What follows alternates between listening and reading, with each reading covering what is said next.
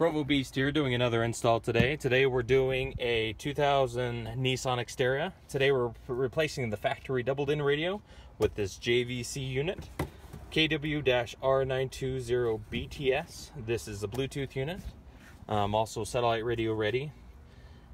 First segment here, we're going to go ahead and wire everything up, get it prepped for the installation itself. I will post parts in the description below of exactly what we used, but we have a Metro wiring harness.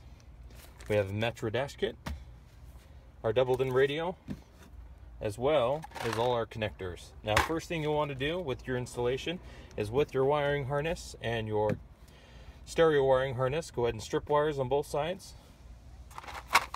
And using these connectors, whether you use butt connectors, heat shrink or solder, or barrel butt connectors that we use here today, go ahead and crimp them correctly, get them all matched up per color, and we'll see you at that point. Alright, so we got everything matched up here, color for color.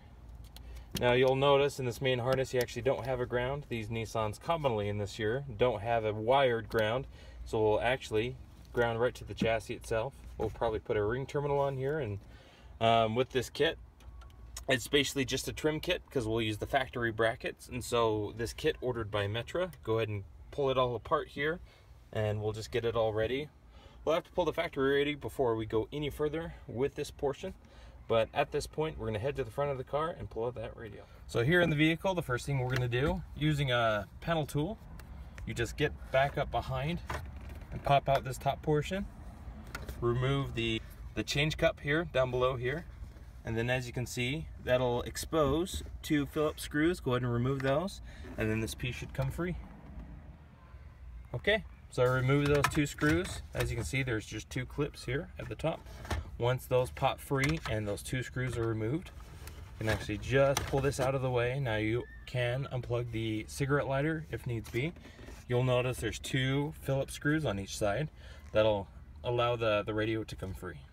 Alright, so I remove those four screws, which allows us to come free. Unplug the antenna and the two harnesses from the back of the radio.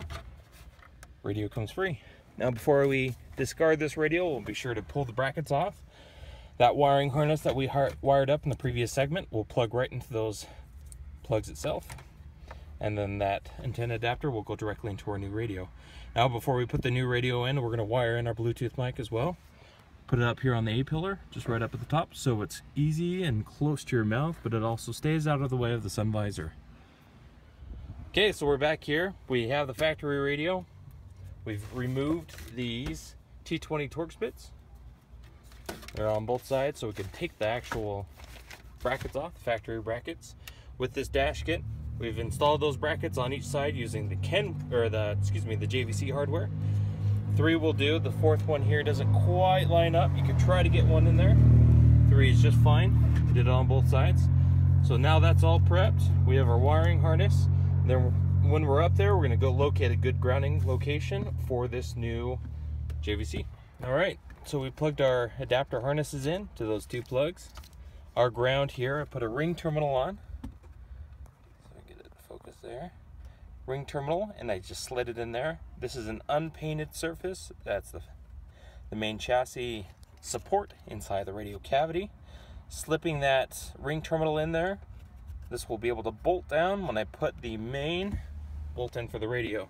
So that'll be our ground. Now you can, as an alternative, self-tap into this main bracket down back here as well, but this will suffice for now. Alright, before we put the radio in, we went ahead and installed this Bluetooth mic. I just slipped the wire into the top of the cover of the E-pillar here and hooked the mic in.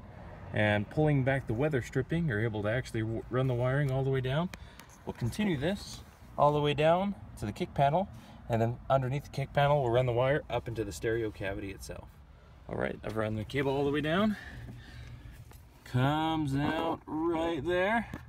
Now either you can zip tie it across the top, or you can pull back this carpet here and tuck it way down deep below so it doesn't get in the way of anything. It'll come out here, and then with the radio out, it's easy to fish the wire up through this cavity to the radio itself once we get that installed. Okay, so we ran the Bluetooth mic all the way through. Comes right out the dash. We just pull it on through, as you can see there. Now at this point, we'll hook up the main wiring harness. the Bluetooth mic and the antenna and reinstall the radio. All right, so got everything plugged into the radio. Got the 4 screws in on both sides. Now we're gonna pop this back on, put the 2 screws in on the bottom, and do a quick test. All right, got the fascia back on. Everything's back together here. Let's do a startup. Here we are. This is the radio. If you have any questions about this install, be sure to post a comment below. This was a 2000 Xterra. I'll post the same body years this applies to. Thanks for watching the channel, and we'll see you in the next video.